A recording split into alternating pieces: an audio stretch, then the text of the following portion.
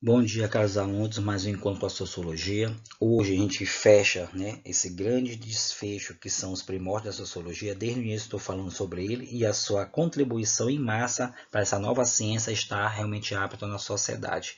Estamos falando de Max Weber.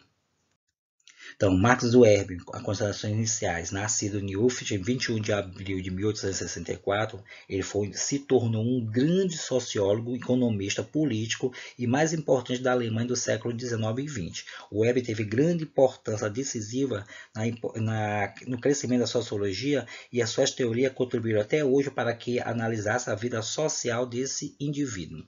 A partir daí, ele, filho de uma família abastada, comerciante, formou-se em Direito e Economia, como falei. Lecionou na Universidade de Berlim e de Werber, respectivamente, na Alemanha. Outro ponto-chave, o Marcus Weber nunca saiu da Alemanha. Toda a sua vida histórica está baseada dentro do seu próprio país. As suas grandes obras temos a Ética Protestante e o Espírito Capitalista e a Economia e Sociedade. Com isso, Marcos Weber dizia o seguinte: para a sociologia realmente pudesse ser uma disciplina das ciências sociais, ela deveria ser neutra. A metodologia dela seja utilizada pela neutralidade científica. O que ele quis dizer com isso? Ele dizia o seguinte, que para compreender as motivações humanas, levaria a rejeitar a proposta do positivismo, que transferia para a própria sociologia uma metodologia de investigação das ciências naturais. Então, ela não estava ainda toda completa, que é isso que ele quis afirmar. Por conta do registro dela filosófico e matemático, como Augusto Comte era dessa formação, ele dizia que a sociologia tinha que ter um ponto realmente neutro para que a sociedade pudesse entender essa nova ciência. Com isso, o Herb dizia o seguinte, que essa investigação neutra, que é o ponto-chave, que levaria investigar o indivíduo e sua ação, que é isso que é o ponto-chave para a sociologia. E a compreensão da ação desse indivíduo seria resultado que não seria um resultado de análise das instituições sociais ou de grupos sociais que vai realmente nos permitir entender a própria sociedade.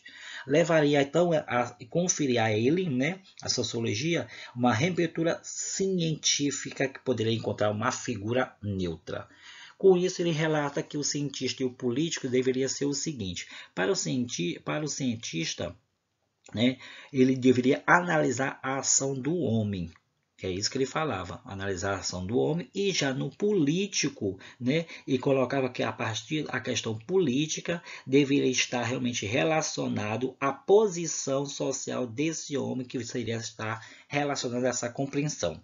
E a partir daí, com esses aparatos, ele podia realmente desenvolver uma sociologia que poderia estar estabelecendo para a própria sociedade.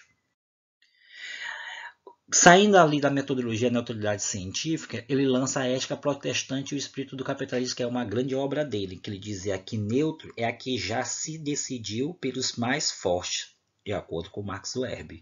A partir daí, a obra dele está inspirada, a demonstrar a formação do capitalismo europeu e que não seguia apenas a causalidade econômica proposto como Karl Marx, que era contra o capitalismo. Ele já dizia que o capitalismo moderno, que ele começou a colocar, deveria estar realmente desenvolvendo algumas coisas, porém deve ser ajustado. E a partir daí, ele dizia que o capitalismo, de acordo que ele ia contra a questão de Marx, que dizia que é considerado que o capitalismo é um sistema injusto, irracional e anárquico. Já por outro lado, Marcus Weber dizia que o capitalismo poderia sim ser ajustado e ser utilizado na sociedade, já que ele estava em desenvolvimento. E como está em desenvolvimento, sempre tem os percalços. E a partir daí, quem ia desenvolver seria a compreensão da ação desse indivíduo na própria sociedade e partiria com uma sociologia neutra para identificar realmente esses fenômenos sociais. O tipo de ideal realmente da ação social, ou seja, o tipo de ideal da ação desse indivíduo na sociedade. Para ele colocou que esse instrumento é uma compreensão, ou seja, corresponderia a um processo que vai representar o primeiro nível e a generalização de conceitos absolutos, que poderia estar correspondendo à existência lógica de uma prova. E essa prova está ligada à realidade concreta e particular dessa ação social do homem, ou seja, relações sociais. Para essas relações sociais dar certo, que é o conceito particular que ele dizia o seguinte, que o indivíduo deveria estar realmente proposto a um conceito histórico concreto. E a partir daí, esses procedimentos metodológicos, né, partiria de incorporar essas relações sociais abstratas, que daria como característica universais da ação social, né, e também uma questão conjuntura da história definida desse indivíduo. A partir daí, tinha um tipo ideal, né, que não deve ser aceito somente pela generalização proposto ou por proposições devidas à hipótese. Então, a partir daí, ele dizia que esse conceito de tipo de homem ideal partiria para essa compreensão dessa ação do indivíduo na própria sociedade. Já falamos de tipo de ideal, por que não falar de ação em relação social? Então, a ação, né, para Marx é definida como uma conduta humana, ou seja, ato, omissão, permissão. Né? A partir daí, essa conduta é dotada e daria significado de executar, né, ou orientar a ação desse indivíduo. Já a relação social se refere a essa conduta, que seria múltiplas agentes, que vai estar realmente orientando reciprocamente a questão do conteúdo específico, como conflito, honestidade, amizade, competição, atração sexual e outros mais que estão ligados a outro indivíduo da mesma espécie. E essas ações para Max Weber daria que a sociologia é uma ciência que procuraria compreender a interpretação da ação social desse indivíduo, né, que seria realmente dar sentido a seus efeitos. Partiria mais ainda aí dessa ação do indivíduo, né, desse tipo ideal, ele colocou as 4 características dessa ação social do homem. A ação social do homem, para o Max Weber, é o objetivo central do estudo dele, tá, gente? O objetivo central do estudo do Marcos Weber é a ação social desse indivíduo.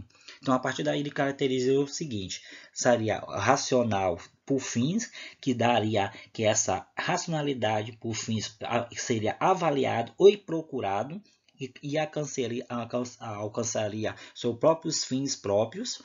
A racional de valores é através de crenças, de conhecimento, valores éticos, estéticos, religiosos, que procuraria conduzir especificamente baseados numéricos de realmente desses valores.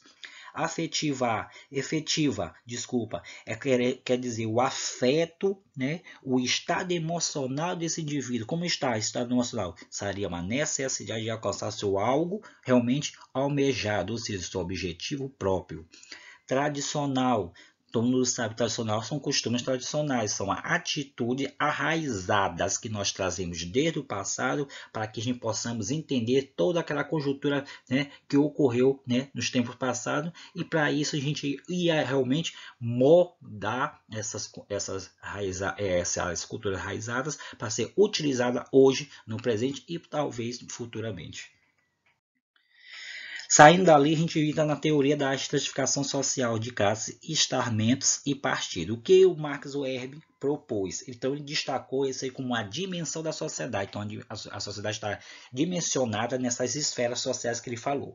A classe social se refere à ordem econômica. Todo mundo sabe disso.